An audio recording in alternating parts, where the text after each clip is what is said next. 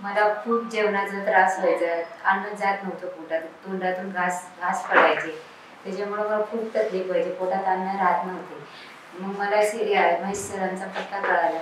मग आम्ही इथे आले, माझा मुलगा, माझी नणंद, मी, आम्ही तिघेजण मिळून इथे आले.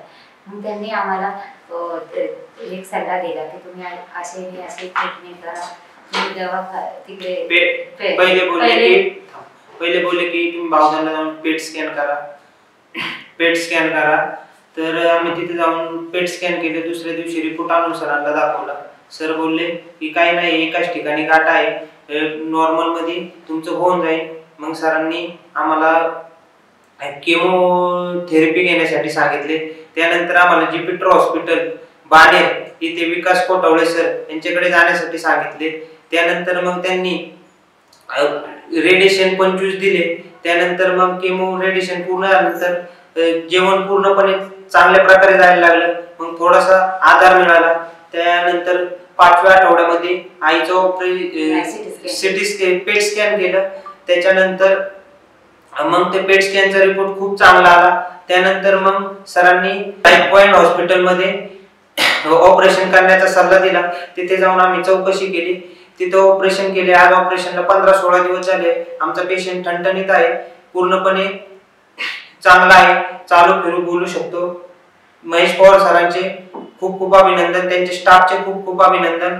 तसेच विकास कोटवळे सर असतील, लाईफ पॉइंटचा स्टाफ असेल, या सर्वांनी खूप सहकार्य केलं, त्याबद्दल त्यांचे धन्यवाद. आता माझा अनुभव असा आला की हे ट्रीटमेंट सुरू असताना ज्यावेळी महेश सरांकडे आमचे बंधू सागर आणि माझी काकी आहे यांनी उपचार सुरू केला, त्याच्यानंतर मला समजले. तर सुरुवातीला मलाही काही प्रश्न होते, परंतु मी ज्यावेळेस डॉक्टरना स्वतः भेटलो, त्यांच्याशी कन्सल्टिंग करून ज्यावेळेस त्यांनी मला या आजाराबद्दल संपूर्ण माहिती सांगितली व ऑपरेशन ज्यावेळी झालं त्याच्यानंतर सुद्धा त्यांनी जे कन्सल्टिंग केलं ते मला खूप आवडलं.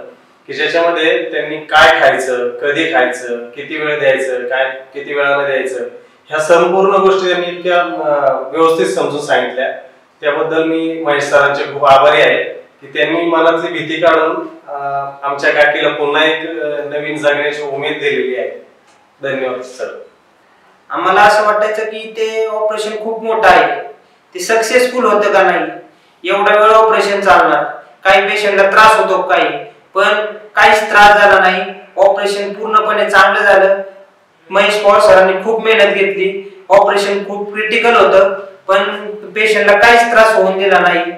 या ऑपरेशन मध्ये अन्ननलिकाची वरपासून जठरापर्यंत काढून ती रिप्लेस केली त्यांनी. आतलीच एक आतडी काढून तिचे एक स्टेपलरने एक अन्ननलिका नवीन तयार करून बसवली त्यांनी. आणि ते एवढं मोठं ऑपरेशन इतके लवकर सक्सेसफुल होईल आणि 15-20 दिवसातच काकी तोंडाने खाऊ शकते याचा विश्वास मला त्यावेळी बसत नव्हता. पण आज 16वाच दिवस आहे. त्यांनी नाकाने जी लिक्विड द्यायची नळी होती ती काढली आणि तोंडाने संपूर्ण जेवण चालू झालं. हेच मला म्हणजे खरं तर चमत्कार मोठा वाटतोय की इतके लवकर रिकव्हर झाले आणि एवढ्या मोठ्या ऑपरेशन मध्ये. Yes, thank you.